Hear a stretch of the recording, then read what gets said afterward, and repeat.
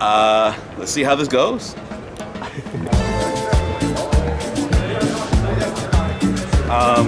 First solo talk. So a little tiny bit nervous, but that's why I did it. Raise your hand again if you like Pokemon. All right. What's up, everyone? How's it going? Hey. So I'm just gonna keep it very transparent. This is my first solo PAX talk.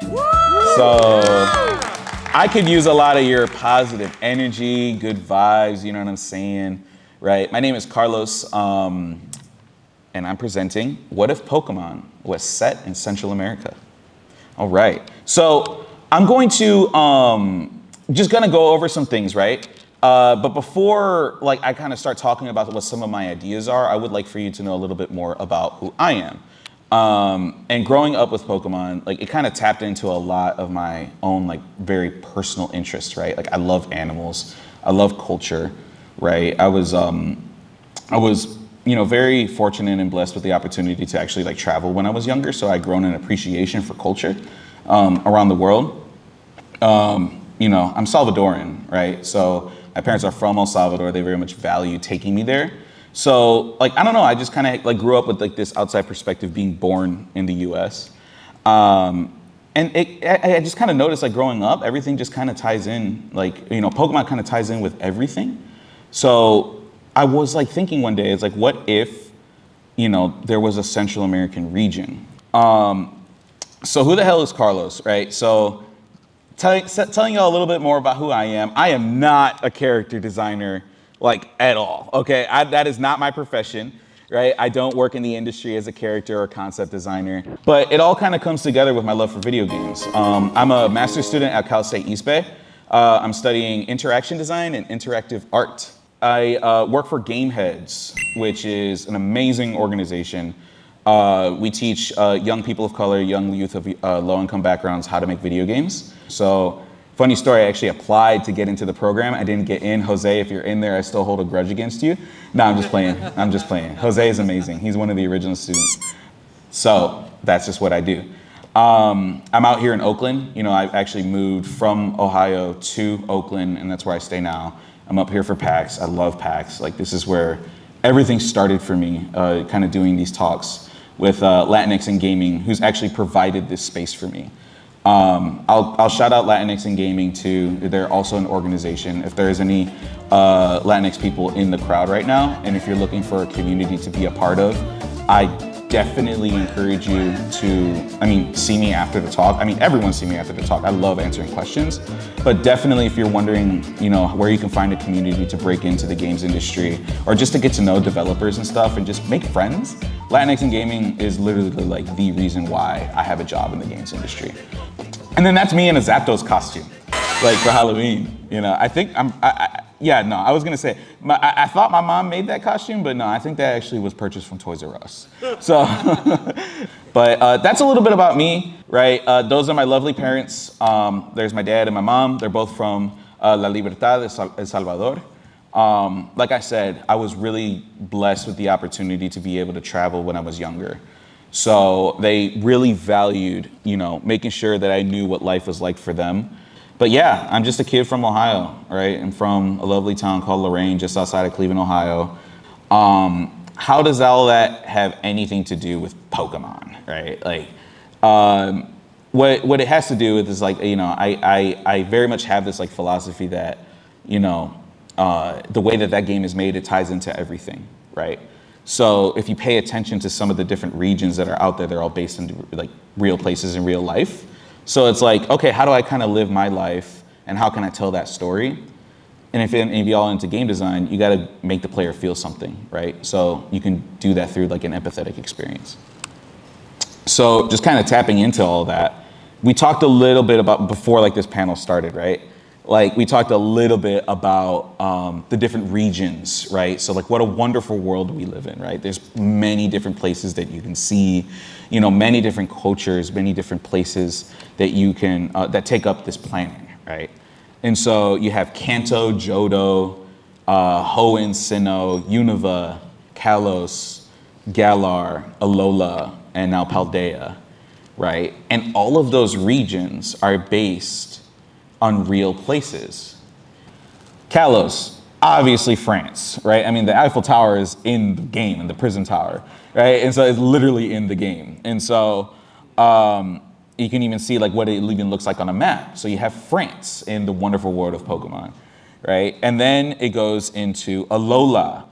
I have gained a very new appreciation for Alola after just kind of doing some research on like, okay, what is the background of this game?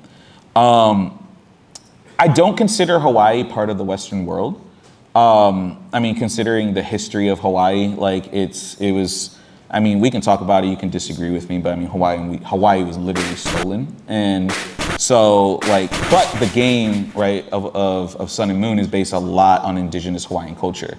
And so I gained a very new appreciation for it, and now I actually want to go back and play those games. So I actually just came back from Hawaii, right, for Game Heads. We did something for the youth out there in Oahu, right? And so we were actually on Oahu, and I learned a lot about Hawaiian history and such. And so, but the entire time I'm just thinking like, oh yeah, like Sun and Moon, yeah, like aloha, you know what I mean? And so Alola, obviously aloha, but you know, there are some things that you wouldn't even really expect to know until you research them, right? And so how many of y'all know Tapu Koko, right? Tapu Koko, one of my favorite legendaries, actually. Like, I love Tapu Koko, it's pretty cool.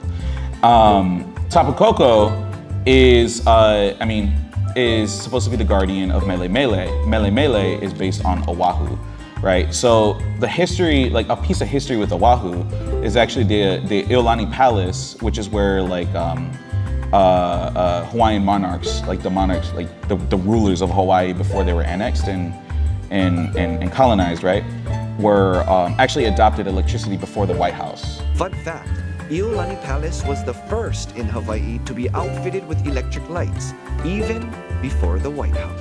So Hawaii actually had electricity in their government buildings before the United States. And so what type is Tapu Koko? Electric, right? And so like that is actually like playing into the design of the actual Pokemon. And so the other thing is that the cool thing about the Hawaiian Islands, right? It's kind of hard to see, but you can see that there's 4 like islands in Alola, right? Each of them are based off of different Hawaiian islands. And so Mele Mele is based off Oahu. Oahu's color, right? Each Hawaiian island has a specific color. Big Island, which is the island of Hawaii's color is red, right? Maui's color is pink, right? Oahu's color is yellow, and Kauai's color is purple, right? Tapu Koko is yellow. It's because Oahu's island is yellow. And so all of that is playing a part in the actual design of the Pokemon. So that's the stuff that makes me go crazy. I'm just like, yo, like they really were intentional with this. Like that's actually really cool. And so the fact that like you can do that with games, and us as players, like, you know, especially if we come from like privileged backgrounds, right? We're not gonna like ever like question it. It's just like, oh, like cool game, haha, funny words, like cool. But no, like when you really dig into it, like, yo, like somebody's culture is like really embedded into this game and somebody really took care of that and they wanted to represent it in a certain way. So shout outs to Alola now. Like, yeah, I really like, now I wanna play it a little bit more. And so just to kind of learn some more stuff. But yeah, so then all of this stuff that kind of makes me nerd out, I kind of ask myself, so what if Pokemon was Latin American, right? So if you look at like some of these countries, is Latin America up here? No, it's not. Yeah, like Spain, Portugal, that's not Latin, right? That's European. So it's like it's not Latin American, I should say, it's European. So we don't see Latin America up there. We don't see African countries out there. We don't see Middle Eastern countries out there. So like, why even take on this project, right? This is something that I just kind of started. I didn't really have an intention to like put a game out there or anything or like a fan project, but I work with youth, right? Part of my job is teaching like intro to game design. And so and the way that we do things in Game Heads is that we do everything intentionally. We never just do something because we think it's cool, right? We have to know why it's cool, not just because we feel that it's cool. We have to know why. And so I just kind of took it as practice. Like I want to learn more about myself and my heritage, right? So I'm like, all right, well, I can't just draw a bunch of Pokemon like based off of stereotypes. Like, I'm not gonna make like a Papusa monster or anything, right? You see what I'm saying? Like, I just because that's so easy, you know what I mean? Like no, we gotta actually like be intentional. So those are my bounds, right? Learn more about surrounding cultures, right? Like I said, I want to acknowledge that like Central America is a huge place, right? I'm Salvadoran, but I'm not going to see like all of Central America as just El Salvador. There's Guatemala, there's Belize, there's Caribbean culture, there's Afro, like Central American culture, like a lot of different stuff like that needs to be kind of explored. So, and then ultimately my goal, right, and I'm glad I was able to tell somebody this at PAX already, is that I want to show that Pokemon can exist to those outside of Western markets and Japanese markets, right? You know, I think in my own opinion, right, I don't know if this is factual, but in my own opinion, I think that games are based off of regions where Pokemon games can sell. And that's not why I do this. I'm not trying to sell a product, right? But I don't think anything should be done. I mean, there's so much culture, there's so much story that is rich, right? That deserves to be told and explored through the world of Pokemon. So I want to show that, you know, in just my own way. So y'all ready? Yeah. Cool. Just setting expectation. I don't have a whole like thing ready or anything like that. I'm just going to take you through some ideas and let's talk about it, right? So this is the Isthmus region. And so as every Pokemon adventure starts, it starts with a starter, right? You have a fire type, a water type, a grass type, right? That you get to start your adventure with. And so I thought that was a good idea, or a good way to just kind of just get the ball rolling. So let's talk, all right? I'm gonna do this, and I'm gonna let you choose your starter, all right? So make some noise for a fire type. Where are the fire types at? All right. I see a little noise. All right, how about the water types? Yeah. All right, water types. I'm a Pisces, by the way, so I'm water type all day. All right, grass types. Where are the grass types? Okay, so we're gonna start with grass types. All right, cool. And so let's go ahead. It looks like we're just gonna be like chronological here. So this is not a lot. All right. Just saying, I drew not a lot way before Sprigatito was shown, okay? I was the first grass cat, okay? And quite frankly, I think mine looks a little cooler, all right? But this is not a lot, right? I really like this design. I mean, I'm just gonna toot my own horn here, but like I really like this design a lot because I wanted to do a lot of things with it. You know, not a lot is based off the ocelot. So the ocelot is a very like sacred animal to a lot of indigenous cultures, you know, in El Salvador, right, and a lot of Central American regions. Nahuatl is actually an indigenous culture that's still, I mean, obviously all of them exist today, but it's very prevalent. Has anyone ever been to Guatemala? No? Yeah? Sort of? You're walking the streets, right, or any Central American countries, you see these really beautiful textiles. Right, very beautiful clothes like huipiles, right? In Mexico, there's their own version called like serapes, right?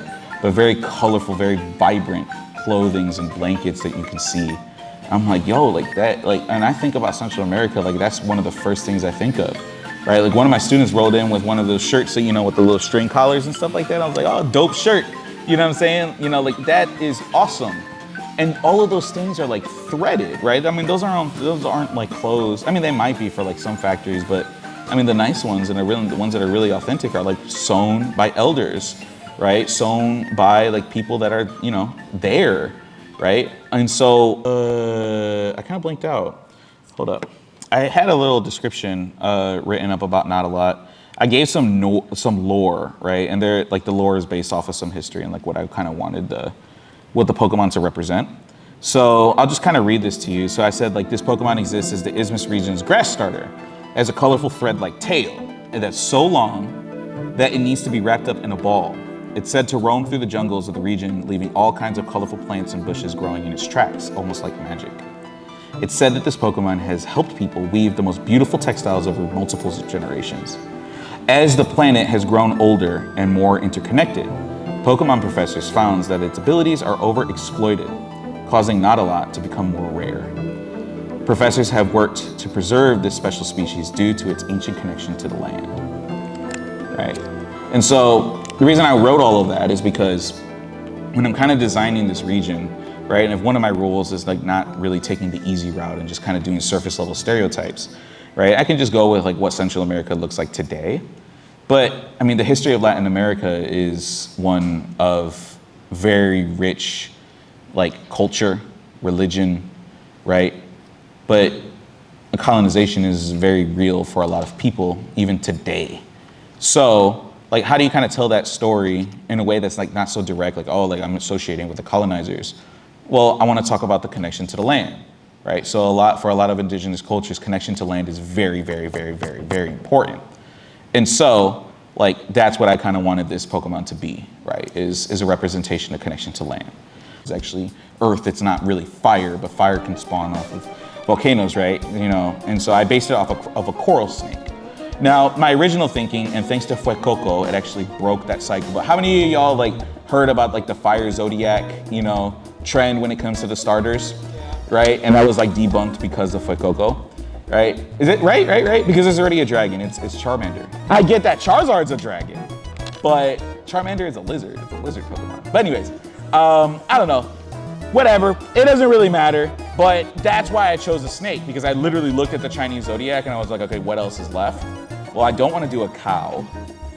Like, and there's reasons for that too, because cows are actually brought over by Spain. And if I'm trying to remain indigenous to the ecology, right? Snakes. Snakes have always been there. And so I based it off of a coral snake. You know, so there's a coral snake and also a burrowing snake.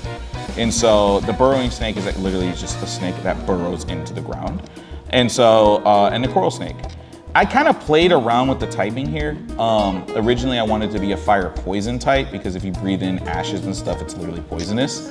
I don't know. I don't know. I might change it to a poison type, but who cares? Like, I don't know. I think fire ground is cool, even though it just gets completely demolished by a water type, but it's all good. Let's move on to Taper Tot. That's always the reaction to Taper Tot. Literally always the reaction to Taper Tot. Taper Tot is the first starter that I actually drew. During COVID, actually, I was on stream. I don't stream anymore. I'm just way too busy, but I used to stream, you know, when we were all in lockdown. It was just one of those hobbies I picked up. Another co-founder for Latinx and Gaming, her name is Judy, was in my stream, and she was actually helping me design a Pokemon, right? Because it's just something I wanted to do. Taper Tot is probably the one I was the most intentional on. I was intentional on all of them, but like, what I mean by most intentional on is really trying to make it look like a Pokemon, right? Like, I was looking at Totodile's eyes, and I'm saying, what is about Totodile's eyes that I can kind of give to this Pokemon, right? But why a taper, right? Tapers are actually native to Central America as well.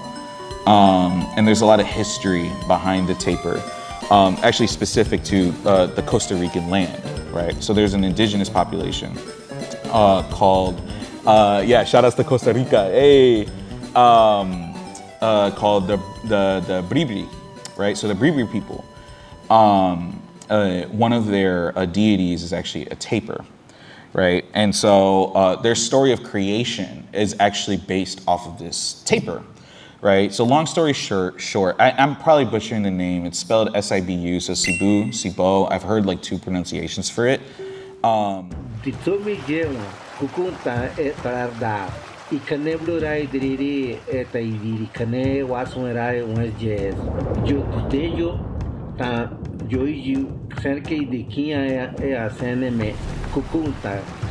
Pronunciations for it. Had a sister, right, named Taper. There's another name for it, but I don't know how to pronounce it. But it can be, you know, she could be referred to as Taper. Taper had a daughter, right, named Iriria, right? So Iriria was a baby Taper. Now the story of that is Sibu was actually holding like a celebration, and there were like these demons, right, that would actually take bites out of the daughter, and the blood would actually spawn life, right, into what the earth was at the time was literally just a giant rock. But the blood, as it would fall into the rock, it would spawn plants and flowers and life and all these beautiful things. So all the demons and Sibo, like they actually like all noticed this, and they're like, oh shoot, like Iriria has the power to create like life. So what ended up happening is that there was this dance, and then, you know, long story short, Iriria like tripped and then, you know, busted her head open, and all this blood fell on the rock, right? And then eventually what happened is that the demons saw this and they're like, oh, blood, and then ended up trampling Iriria. damn, I know this is a violent story. But like, because like Iridia was trampled, it turned into what the Earth is today. It ended up turning into this beautiful thing, right? The planet Earth. So actually, like, to this culture, like, the tapir is actually a very sacred animal. So I'm like, oh, dope. Like, that would make like a cool, that's a cool thing to explore, right? So if it wasn't obvious, like what I'm doing here, like through like designing Pokemon is I'm actually learning a lot about the real world, right? I didn't even know like the Bribri people was like a culture that I should know about, but I mean, they're right there, like, you know what I mean? Like they're still, you know, around doing very like real things and all that. So I don't know, very cool things. The etymology isn't really based on anything. Is like, you ever heard of like a tot? Like not like a tater tot, but like somebody referred to a baby as a tot. It's a very like meme-ish way to refer to a baby. So yeah, so there's that. But yeah, so those are the 3 starters. And so now I kind of want to expand a little bit more. So this is Víboras. Víboras, right? Víboras is very simple. And I was kind of thinking about like Japanese names for some of these Pokemon, right? And so like Charizard's Japanese name is what? Lizardon, right? Like, isn't there like a really like obvious Japanese name for like some of these Pokemon too? Like, I don't know, but I just like that just inspired me and just like, okay, like why do I need to try really hard to come up with like a really cool name? If I'm making like a snake line, and like it was just a coincidence. I was just looking at volcanoes in Central America, and there's a pair of volcanoes called Volcán Las Víboras in Guatemala. And so literally means like volcano, the vipers, right?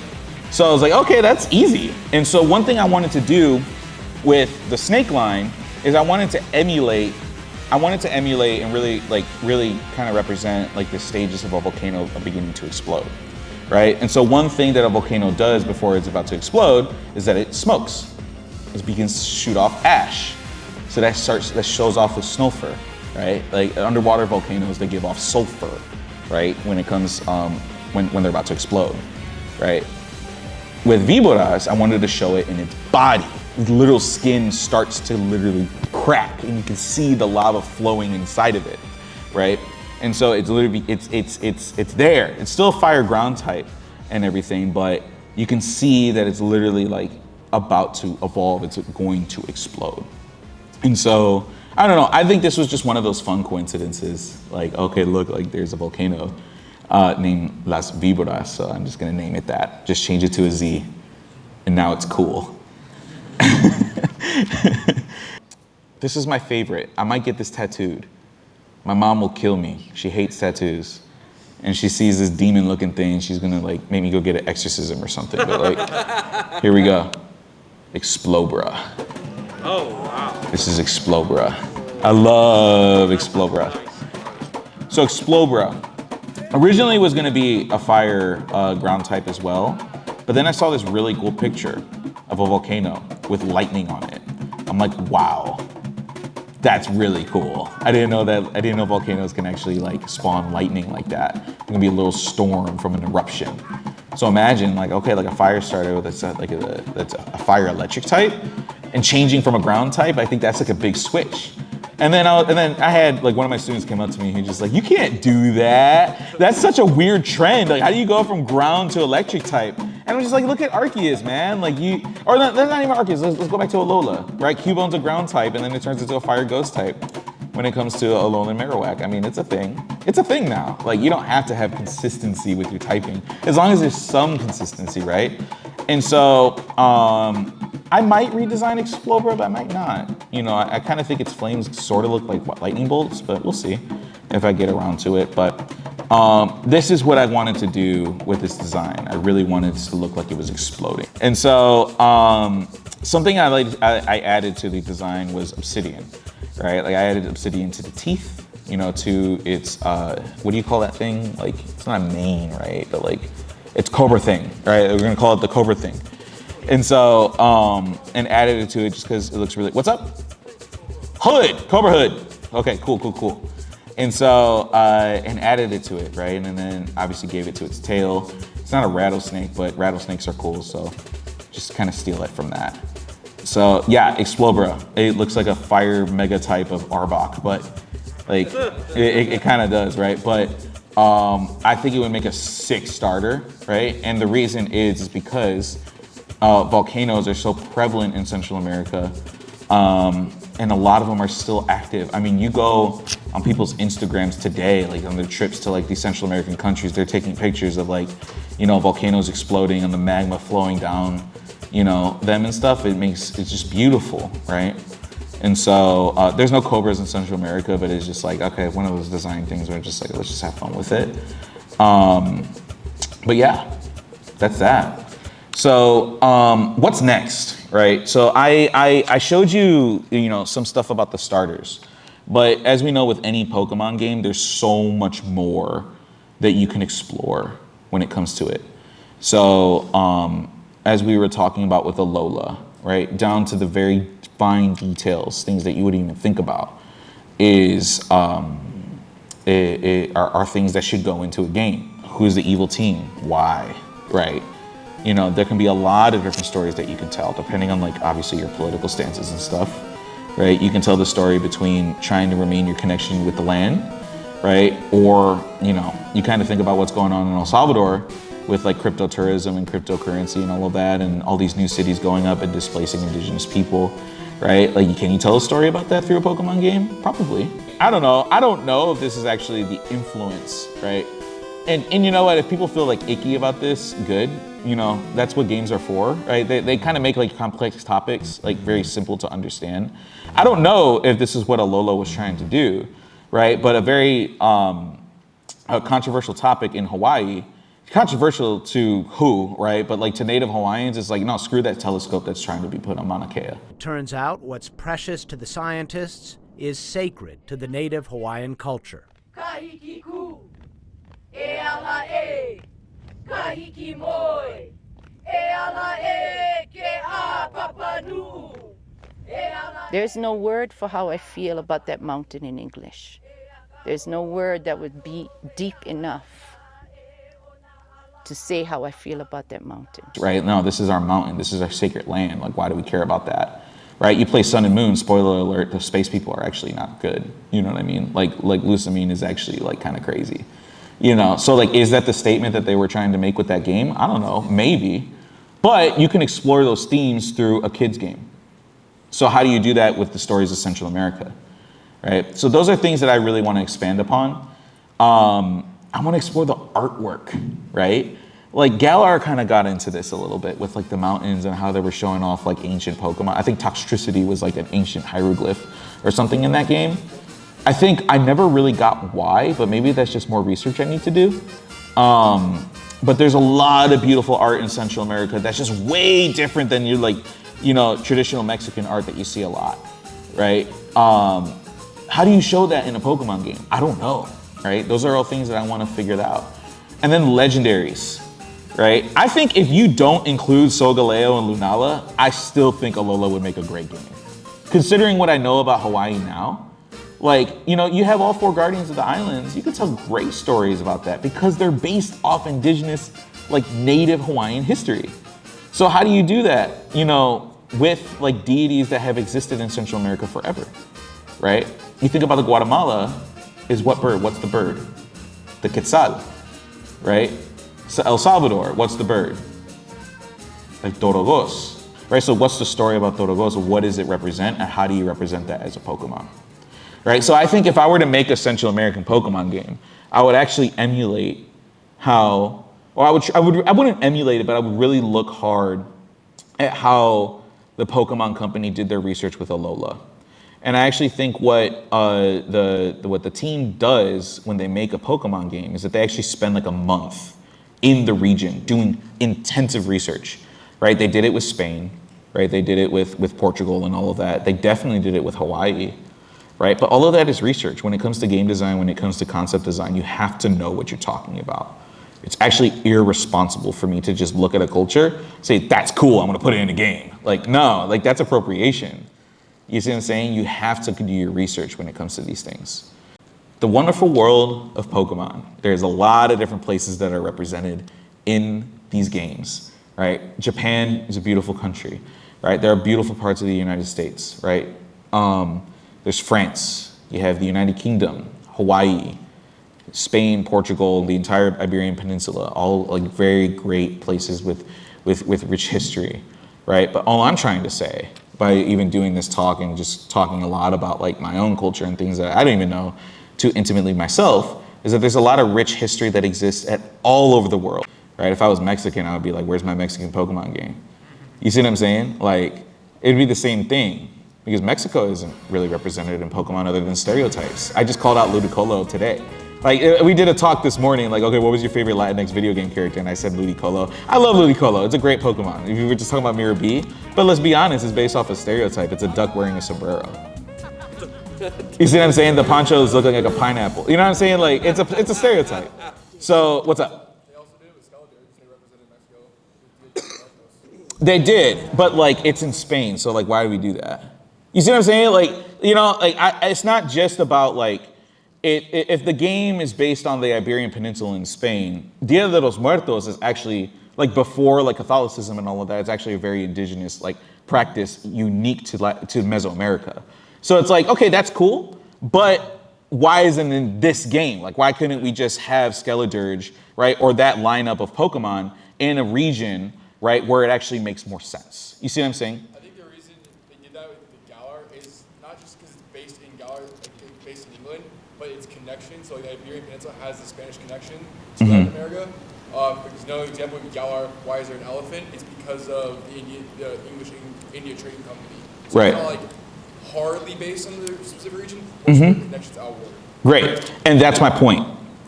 Screw the loose connections. Like, let's be done with that. You see what I'm saying? Like I said, like my theory is that these games are being made in representing places where the games can sell to a large market. So this trend of like representing countries where the current markets exist actually needs to break. That's what I'm trying to say. It's like, let's be done with like the loose connections, right? Let's actually like show off what this culture can represent. And I'm saying it's definitely possible, right? There's so many stories that we haven't tapped into. You see what I'm saying? That's why, like, if we did a whole region based on Latin America, how many countries would actually be like thrown off to the side? Like, that's not fair either. So yeah, what does a Middle Eastern Pokemon game look like? There's so many African countries out there. So if you take one of them, what does that Pokemon game look like? See what I'm saying? And this is all practice. All I'm trying to say is that like if you give yourself creative bounds and you really try to push yourself to really understand things, you can learn a lot about somebody else. Maybe you can learn a lot about yourself too. And that's what this whole talk and this whole project was for me. And so, yeah, that's it.